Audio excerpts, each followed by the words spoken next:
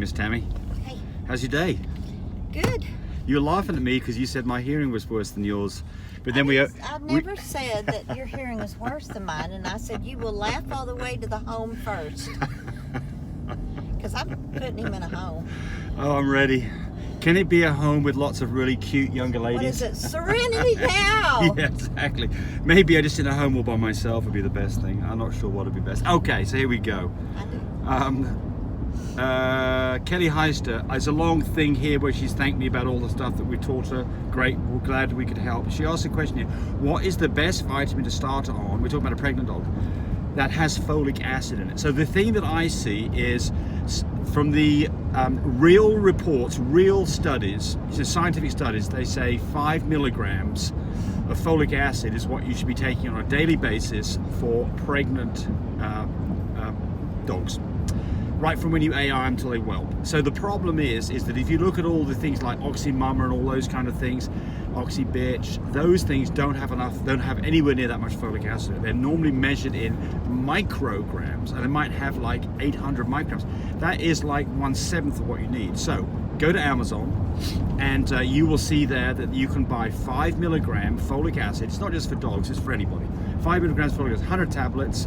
A 2-pack of it's like $12. I mean, that'll last you for many, many litters. So go get that.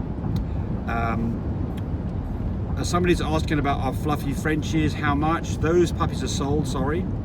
So I'll let Tammy answer this one. Question: is a Frenchie struck? Since you went through that so quick, I will have fluffy carriers. Yes. January, mid-February. 2 litters. Yes. And I'm going to put a video up of those 2 pregnant girls who aren't showing it because they were literally bred yesterday. And showing nipple change. Yes, so she's further along. She's about a month ahead of Kiki. So that's an interesting thing. That's one of the things that gives you an idea that maybe you've been successful. One of the first signs that you've been successful in breeding. Especially on a new female. On a new female, right. Older females, their nipples don't shrink back completely.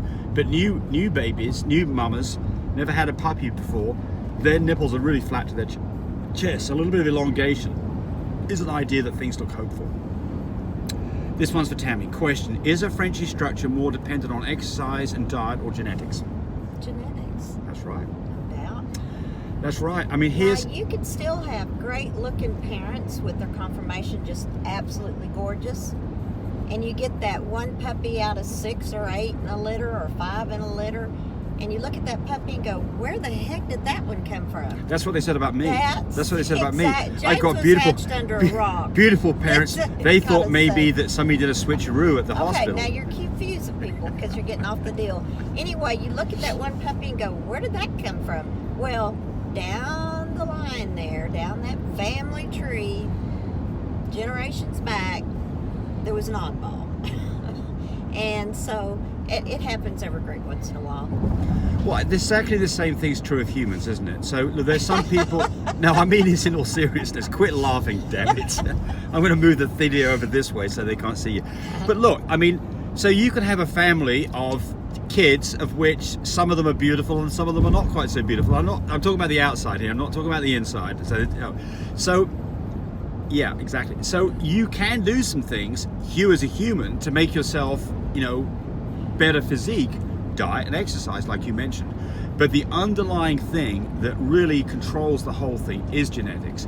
And so some people are blessed with these toned, muscular, slim bodies, and other of us are 100 pounds overweight, and despite whatever we do. And some of those people who look really good don't exercise and have terrible diets and smoking cigarettes and drinking 10 beers a day. So, but genetics is, so this is my advice, is that you should be looking at parents. Because it's a first indicator. Pedigree. Yes, and to pedigree. Know yes.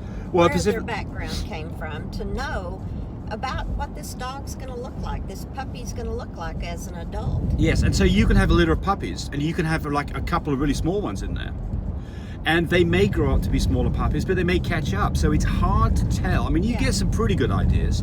If you've got Frenchies that every once in a while you get one or two of those little bitty tiny puppies, and you think, oh, Cody's got one right now. Yeah. He just took that. But you know the generation background of this puppy, and you go, okay, well, since it's got that, it looks like it's a possibility this may turn out. To wit, Cody took a dog to the airport yesterday, and it's probably, 12 weeks old?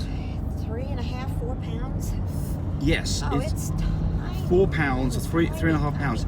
And I mean, it's the most... Everybody that calls their dogs micro, Yeah. all this, and itty bitties, and whatever. That one definitely is a... Yeah, it's a very small dog, and it looks correct too. It doesn't look just... You'll see some small dogs that have got funny looking heads because they're hydrocephalic or they've got liver shunts, and they don't grow up yet because they're getting basically malnutrition, or spinal fluid's not draining from their head properly, and they get bulgy eyes and domed heads.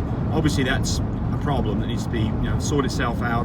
But the point here is that you can get a general idea about what a dog will look like, but you can't tell exactly what that dog will look like in certainly the first week or two. So there you go on that one. All right, long answer to a quick question. Somebody's asking about, let's see, Alina says, our incubators. What about humidity? So that video that you're looking at is one from quite some time ago that does not have the vent in it. All of our incubators now have for many years have vents in them. So humidity is not an issue. And, well, yeah, good enough on that one. Well, here's the handsome butt is talking about pulling semen from a male, and he says rubbish. What he says, look, sure, but be constructive. If you think it's rubbish, let us know why it's rubbish, so that we can then either explain why we think otherwise, or that we agree with you and we need to amend our position. But just the word rubbish is not particularly helpful for us or for any of these people viewing the videos. But again, don't want to upset anybody. Well, Tammy can answer this one maybe. Christina Dominique Cortez, good day. Is line breeding really that bad? Well, it depends on how far apart line breeding is. There are some people that are doing it and being successful with it, but I don't think you want to do it over and over and over again. You might get by with it 1 or 2 times, and then that's it. So I'm going to add a bit more to this. I'm going to start talking about line breeding in the Habsburgs, the Spanish dynasty back from the 1800s and onwards. And so to preserve their royal lines, they were limited on who they could marry. So there was a lot of intermarriage going on between cousins and uncles and all this kind of stuff. And the result of that was the end of the Habsburg Empire. The last one on the line, I think it was Edward VII or something. I mean, you could look at some pictures of this dude. He's got a jaw that's all messed up. I mean, he couldn't procreate, so he couldn't even, that was the end of that line. But, so the problem with line breeding is that your genetic diversity is very limited. And why does that matter? It matters because of this. All of us, you watching, myself and Tammy, and everybody else on this planet has some absolutely awful genes lurking around in their DNA. But they have a single copy of it. And all of these things are typically what are called recessive genes. It takes 2 copies for these really bad things to show up in your offspring. So if I have a child and it gets 1 copy of my bad gene, and then it goes on to have babies itself with somebody else that doesn't have that bad gene, you don't get the double mix, everything's fine. The problem gets to be when you marry your uncle who started these bad genes, handed them down to you, and now you have then got 2 copies of it, and there's a very bad affliction that goes on. So the answer to this is why would you want to line breed? Well, the reason not to is because of what I just explained. There are some serious things that can happen with line breeding that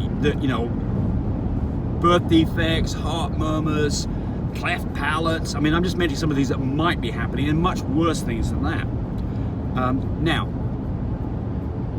why would you want to line breed? Well, the simple answer is because maybe you're in the ring, and a lot of the ring people, the show people, do this because they're quite prepared to have a litter of puppies, and basically they may get 2 out of 8 puppies that have got really huge problems, but they get that stunning animal they absolutely have to win the show ring. So for them, the risk to reward ratio is good enough.